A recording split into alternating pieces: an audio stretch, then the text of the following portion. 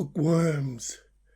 Have you ever read a book where you were, expecting a hell of a lot more than what the story gave you, but also found yourself comparing the book that you're reading to other books that you have read in the past? That's what I found I was doing with this book that we are going to discuss today. Bookworms, welcome to the Weekend Readers Book Club. Thank you for joining us. And in this episode, we discuss the 2015 released mystery thriller novel entitled The Girl in the Red Coat by Kate Hammer. Now, this story is based around two people, really. Beth, the mother, and Carmel, the daughter.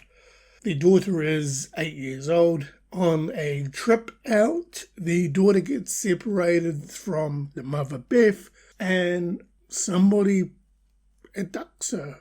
And what you are left with this book is you are following the story of Beth, the mother, her grief in relation to losing a child while the child was in her care, having to deal with the ex-partner's perception of, it was her fault because the child left because she was irresponsible, and just being able to go through the cycles of not so much grief, but where she is trying to move on with her life, but not move on, but also try and, pay homage to that one day her daughter will come back to her. The other side of the story is from Carmel's point of view. She has been fed a story from the kidnappers and goes along with it, and it's just her journey throughout the time for while she was kidnapped. That there is in essence what the story is about. I finished it, and here is my reaction or review of this book, The Girl in the Red Coat by Kate Hammer. Okay, The Girl in the Red Coat by Kate Hammer. I really wanted to like this book. I found the storyline intriguing because of the way in which Carmel is somewhat abducted, kidnapped. I don't know the word you're going to use for it. Basically, an old man goes, "Hey, I'm your granddad, you never met me before. Come, something's happened to your mum." And the 8-year-old's like, "Okay, come along. Yay, we're going to go." Now, I feel with the story, whenever I'm reading this book, I'm always comparing it to The Room, which is another book that I read, which I absolutely loved, but just traumatized the shit out of me. The chapters in this book is mum one chapter, daughter the next chapter, so Beth, Carmel, Beth, Carmel, Beth, Carmel. Basically, at the same timeline in their lives, what they're experiencing. The issue I have with this book is a few. One, I was comparing it to The Room. The Room was marvelously written from the boy's point of view.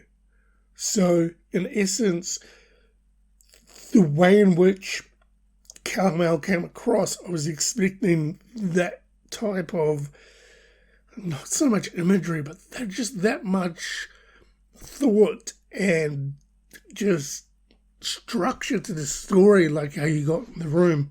Unfortunately, it's not the case with Carmel in this book.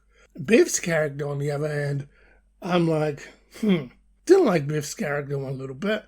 I'm like, you should be going completely crazy, especially if you lost your daughter when you took your daughter out and then they got separated, and potentially it is all your fault because you're an irresponsible parent. But hey, these things happen. But anywho, she tries to carry on with her life, get an education, sees a man for a while. Hell, even Carmel's dad, who's separated from Beth, decides to have more children and just move on with their lives. It's like the whole time frame from when Carmel's gone to when they It's 5 years. I thought I was going to say something, but then I was going to spoil the book for you if you plan to read it. It's 5 years, so it's a 5-year time frame. So, he's moved on, had a couple of kids. It's like nobody really gave a shit about Carmel who left. I really wanted to enjoy this book. This, in my opinion, and this is my opinion only, this book could be a hell of a lot more better if you had just given us a full story from Beth's perspective and then done a sequel, say, from Carmel's perspective, and then give us a third sequel in relation to, the kidnapper's perspective. The amount of information that was in this book, it wasn't enough for me to get to be fully engaged with these characters and actually jump on board with them. But in saying that, I'm the concept of the story is great. It's just for whatever reason I just didn't resonate with these characters. And throughout the book, as I said, I'm reading this book and I'm just going, The Room was so much better. I want to read The Room again. The ending of this book is good. I'll spoil it for you. She comes back. There, spoiled it for you. Whoops. Anywho, she comes back. But there is no play in that in relation to mum, father, daughter meeting. It's just a simple hi. And then the story ends. I'm like, come on, man. I know there is a sequel to the book that just came out called The Lost Girls, I believe. But with what I got with The Girl in the Red Coat, I may give that sequel a miss.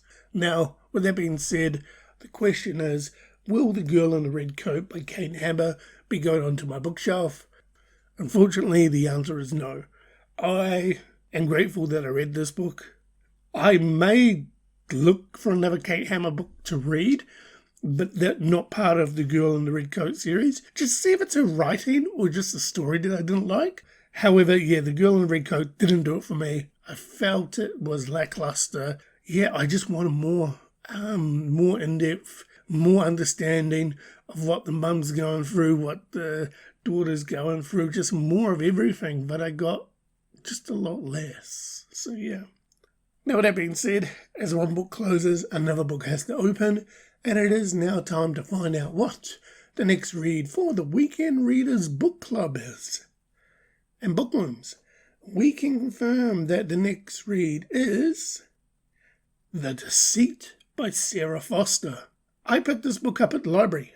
I know nothing about Sarah Foster or the book itself. It was just hyped as, hey, new book coming out. So I thought, why not give it a whirl and try Sarah Foster out? So, Sarah Foster, The Deceit, you are the next read for the Weekend Readers Book Club. So, Bookworms, that there was my discussion and review of The Girl in the Red Coat. A book I sort of enjoyed, didn't really. Grateful that I read. I wish it was more. I wish the book one was just about the mum, so you could expand on what she is going through in relation to losing a child. I wish book two was the sequel and it was just what the daughter was going through, so you could expand on that story while she was kidnapped.